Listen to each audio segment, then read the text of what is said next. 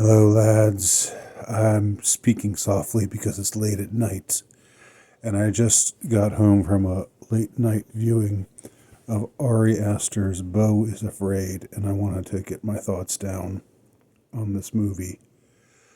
While it's still fresh in my mind, I really liked this movie. I enjoyed it.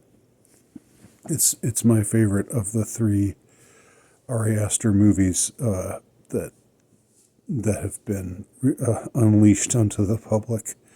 I really, y'all might or might not remember this. I really was not a fan of Hereditary. I just found it really an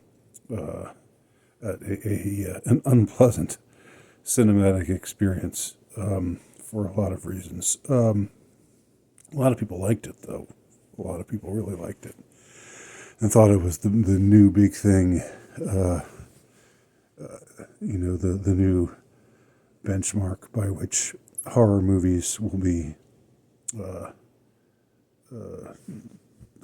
to which horror movie will be compared in the future, and it did make a big splash, but I was not a fan. Midsummer, I liked, but at the same time, I don't ever want to see it again. I could stand never ever to see it again. I do enjoy directors like Astor who aren't afraid to go to dark places. There's an appeal to that for me as a cinema goer, as an artistic connoisseur. But at the same time, I think that there are certain lines, certain boundaries that you cross at your peril. And for me, just my biggest problem with Hereditary was just the kids, seeing the distressed kids. Just really, really, absolutely took me out of it. It just seemed like it was taking things a bit too far, farther than I was comfortable with. Maybe that's my problem, huh? In any case, I really did like Beau Is Afraid.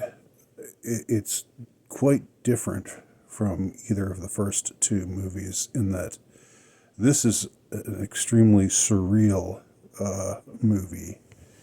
It takes place on a plane of existence that is, or in an alternate world that's that's different from ours. That's similar but different from ours. It's the funniest by far of all of his movies. There are a lot of really funny scenes. It's all very dark, bleak comedy, but it's frequently hilarious just the same. And what can I say about it? This is a movie that follows the character of Beau, the titular Beau, played by our old friend Joaquin Phoenix. I forgot his name temporarily there, and he's just this beaten down, harried wreck, neurotic wreck of a man. And he, the first scene we see is him talking to his psychiatrist, who seems maybe iffy as far as trustworthiness goes. But then that's probably a suspicion that I bring to the scene myself. But I think it's also something that's definitely suggested in the movie itself. The questions of the psychiatrist are certainly directed in a particular way, and they are certainly could be seen as manipulative. But I don't want to describe too much of the plot, and I don't want there to be any spoilers given here. But suffice to say that Beau finds out in a really hilarious way that apparently his mother has been killed. Now, whether that's the truth or not is kind of up in the air. We also have heard that his father died a while ago, before he ever knew him, before he was even born, and later the mother gives a really weird explanation of this in a flashback scene, but that also is in question. Lots of things are in question, and it's since it's the movie is on the surreal plane. We don't. It's really not so much important what's to be taken literally and what isn't. It's not so much about the storyline, as with Midsummer and Hereditary. Here, the story is just sort of a free floating. Well, not free floating, but it's very surreal, and I mean it still goes from point A to point B, but it's just an entirely different sort of psychic landscape that we experience as the viewer. What's interesting about the movie, and what I think many of my viewers might find interesting in particular, is that this could be said to be one of the more anti-Semitic movies ever made in recent history. And I know that Ari Aster is Jewish, but it reminds me a lot of the Coen brothers, A Serious Man, in which all the characters are Jewish and most of them are really obnoxious and unpleasant. The same is true here, but more particularly focused on Beau's mother. The Jewish mother thing. That's kind of a punchline. It's the fodder for many a joke. But here, the portrayal of the Jewish mother of Beau's Jewish mother is absolutely, there's nothing funny about it at all. It's just, she is completely terrifying and just a dreadful, awful person. But she's played so well, so powerfully by the actress who plays her, that it leaves an indelible mark on. It scars your own psyche. You can only imagine what it was like to be raised by her. And of course, there are all kinds of Freudian overtones. There are weird suggestions related to sexuality. And these get into the realm of the surreal. And I don't want to give too much away as far as any of those things go. But it all centers around, I think, Beau's guilt, and the guilt that's been pounded into him by his Jewish mother, and how he's been made to feel bad about himself, and like nothing he does could ever be good enough. And like she blames him for not breastfeeding well enough. Like she claims that he hated her when he was a baby because he didn't breastfeed well enough, like all the other kids in the neighborhood. Just things like that. That's just like, man, this is just insane. Like this is, but as a portrayal of a truly twisted, hateful, vengeful person, who unfortunately takes the brunt of her of all of her rage out on her son. Well, probably doesn't take all of it out on him. She takes it out on just about everybody around her. But he gets the worst of it. One gathers, and so it interestingly becomes a metaphor on the whole subject of guilt and whether you know. And I've never really, as I've said before, the whole Jewish mother or Jewish guilt. The the mom who makes you feel guilty. We all, even those of us who don't have Jewish moms, we all know what it's like to have our mom make us feel guilty about something. And but in this case, it seems as though Beau has such a conviction of guilt, of his own guilt, and it's as far as one can see, completely unwarranted. In fact, it's the very opposite. It's his mother who should be guilty for the things that she did to him, the way she twisted him, the way she abused him. Although she didn't physically, we don't see her physically abuse him ever, but just the overall way in which she was with him. And there also is a suggestion of perhaps sexual abuse or just inappropriate sexuality. There are scenes of them in bed together.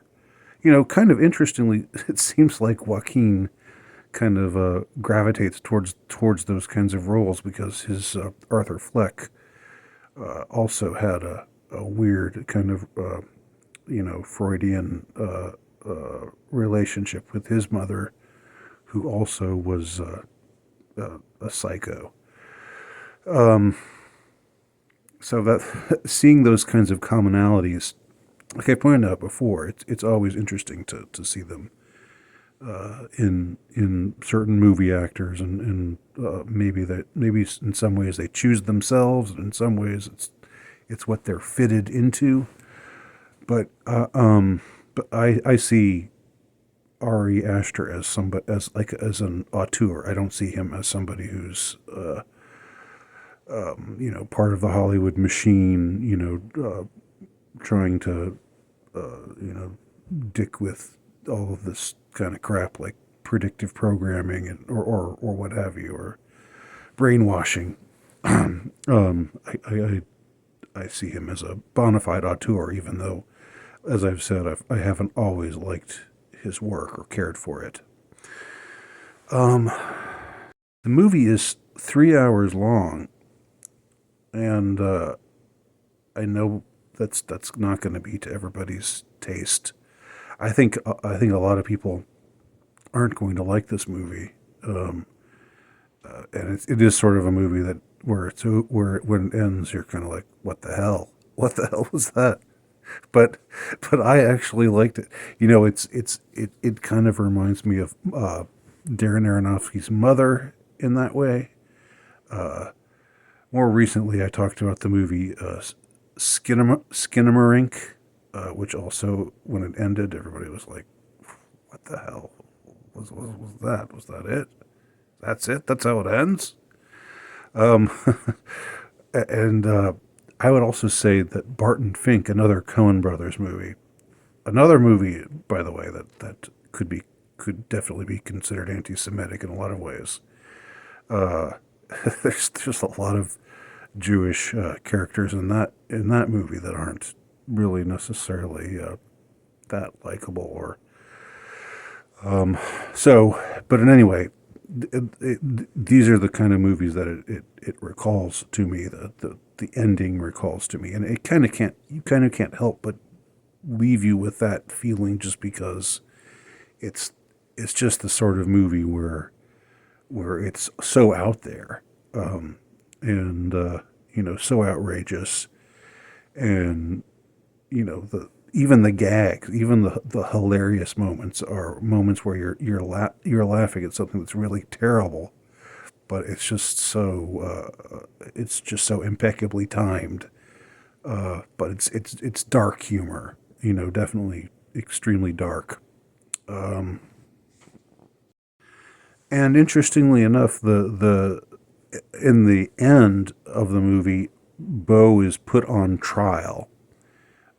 And now it's probably not a real trial. It because takes place under very surreal surroundings. It's probably something going on inside of his mind. But it's a trial that it makes one think of Kafka's The Trial. Where you have a character who's just basically been railroaded, who's been made to look like he's guilty no matter what, and like whatever he does is just going to be whatever he does to try to demonstrate his innocence is just going to be construed as further evidence of his guilt. And basically, it's a show trial. It's a trial in which the prosecutor has all the power, and the guy who's trying to speak in his defense can barely be heard, and eventually is pushed over and and killed. And so it's like another moment where it just reinforces how the tragedy of Beau's situation of being raised by this complete psycho bitch who is very recognizably of her ethnicity. Just saying, it can't be denied. So I really liked this movie. I thought it was extremely well made. I thought it you know, it was the detail was incredible. Detail within scenes, little things to look for, little Easter eggs, as they say, stuff like, I don't know, like an opening sequence where it's in an urban setting where everybody's just crazy and psychotic and evil and they all look like like meth addicts and they're everything's just sleazy and run down and there's graffiti everywhere. It's such an exaggerated take on urban blight. And it's just everything. It all just keeps going on around everybody, and they just act like it's just like it's normal. Like he looks down, and sees a guy gouging another guy's eyes out. Everybody's just walking right past like this. There's nothing to it. It's just nothing to see here. It's just another day. I mean, that's the kind of humor that you have in this movie. If that sounds funny to you, then you'll probably like the movie. If your if your mouth is hanging open right now because you're horrified at me laughing at what I was just laughing at, then you probably won't like the movie. Anyway, those are my thoughts on Beau Is Afraid. If you've seen it or if you have thoughts about Ari Aster or other things surrounding this movie, please leave your thoughts in the comment section below. And thank you very much for watching.